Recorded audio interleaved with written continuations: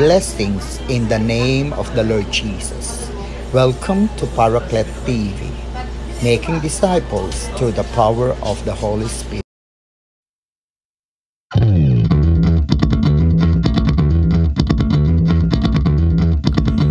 Sa kalagayan ng daigdig, sa napakaraming hamon na sinasalungan ng tao, tulad ng pandemya, recession o pagbagsak ng ekonomiya ng mga bansa, pagtaas ng mga presyo ng bilihin at marami pang iba, ay tiyak nagdudulot ito ng mga negatibong damdamin at emosyon. Ang kalungkutan hanggang sa depresyon o siphayo ay hindi maiiwasan. Hindi ito lingid sa banal na kasulatan dahil sinabi na nito na mas magiging mahirap ang buhay sa mga huling panahon.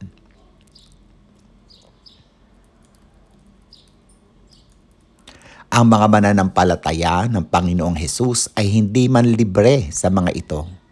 Ngunit ang kahigitan ng mga mananampalataya ay ang pagkakaroon ng Panginoong Hesus na siyang magpapalakas at magbibigay ng kapayapaan at kagalakan sa kabila ng mga negatibong pangyayari sa kapaligiran. Ang sulat ni San Pablo sa Iglesia ng Diyos sa Pilipos ay akmang-akma sa ating pagbubulay-bulayan. Kapitulo 4, talatang 4, magalak kayong lagi sa Panginoon.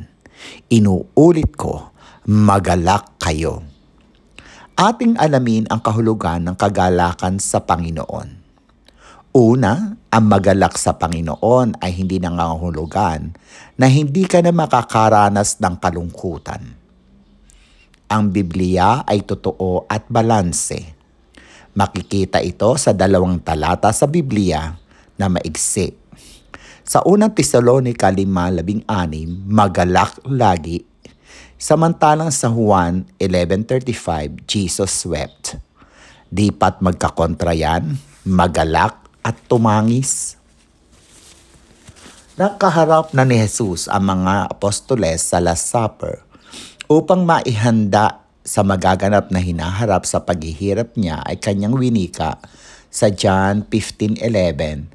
Sinabi ko sa mga inyo ang mga bagay na ito upang mapasa inyong kagalakan ko at nasa gayon malubos ang inyong kagalakan.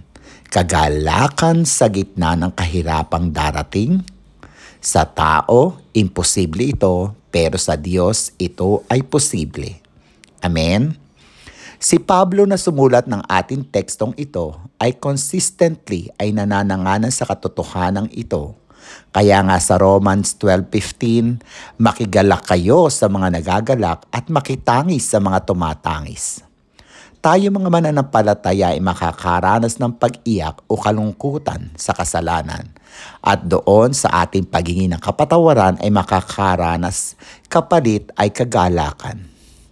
Mapalad ka kung ikaw ay kay Kristo. Ang sabi ng Mateo 5:14, mapalad ang mga nagdadalamhati sapagkat aaliwin sila ng Diyos. Maging kapag tayo ay dinidisiplina o dumaraan sa pagsubok, ito ay hindi nakatutuwa o nakakagalak. Ang sabi ng Hebreo 11, talata at kapitulo 12, habang tayo'y itinutuwid, hindi tayo natutuwa, kundi naghihinagpis. Ngunit pagkatapos niyon, mararanasan natin ang kagalakang bunga ng matuwid na pamumuhay. Dinidisiplina ka ba ni Lord? Dumaraan ka ba sa pagsubok? Magalak ka. Ikalawa, ang magalak sa Panginoon ay hindi isang damdamin, kundi ito ay isang pagpili. Piliin natin na sumunod. Sa ating teksto ay makikitang 2 beses na inulit ang magalak kayo. Ito ay nangahulugan na napakahalaga ng utos na ito at nagsasabing dapat ito ay sundin. Ang ating isip ang mag-iimpluwensya ng ating damdamin at yun din ang magiging basihan ng ating kilos.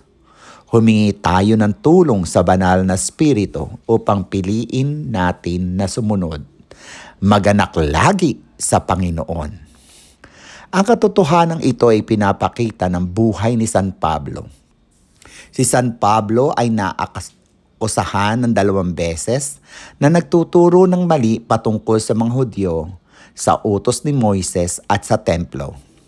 Dahil dito ay nakulong ng halos 2 taon at muntik nang ipapatay.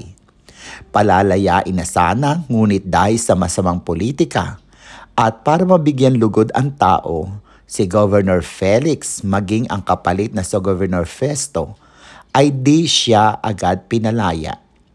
Naranasan din ni Pablo na makasama sa lumubog na barko at maging ang mga kapwa leaders sa pananampalataya, siya ay kinainggitan at pilit siyang nilalayuan. Maraming dahilan upang malungkot, madepress o masiphayo si Pablo. Dahil nga sa kagalakan ni Pablo kay Kristo, nakulong man ay naisulat niya pa rin ang mga prison epistles. Isa nga rito ang aklat ng Pilipos na 15 beses niyang sinabi na habang siya ay nasa kulungan ay puno siya ng kagalakan. Kahanga-hanga, purihin ang Panginoon. At kahuli-hulihan, ang magalak sa Panginoon ay isang salooben o attitude ng pagiging kontento at puno ng pag-asa.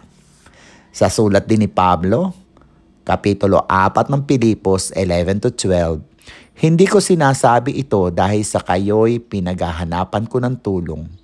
Natutunan ko ng masiyahan, maging anuman ang aking kalagayan. Naranasan ko na ang maghikahos, naranasan ko na ring managana. Natutunan ko na ang sikreto kung paano masiyahan sa anumang kalagayan sa buhay, ang mabusog o ang magutom, ang managana o ang maghirap. Maging na si Pablo at si Silas ay nakulong dahil sa Ebanghelyo, punong-puno ang kanilang saloobin ng pagpupuri at pagsamba sa Diyos at bumalong ng sagana ang kagalakang meron sila at ito ay nagbunga ng himala. Na maging ang anghel ay tumulong upang sila ay mapalaya at ang kawal na naligtas maging ang kanyang sambahayan. Kaya nga nasabi ni San Pablo sa mga taga-Pilipos 4:13, ang lahat ng ito'y magagawa ko dahil sa lakas na kaloob sa akin ni Kristo. Magalak kayo sa Panginoon. Inuulit ko, magalak kayo. Si Jesus na nasa ating puso mula sa Kanya ay kusang sisibol ang di masayod na kagalakang ating inaasam. Purihin ang Panginoong Jesus. Share Jesus. Subscribe, share, Orocle TV. Go, go, go.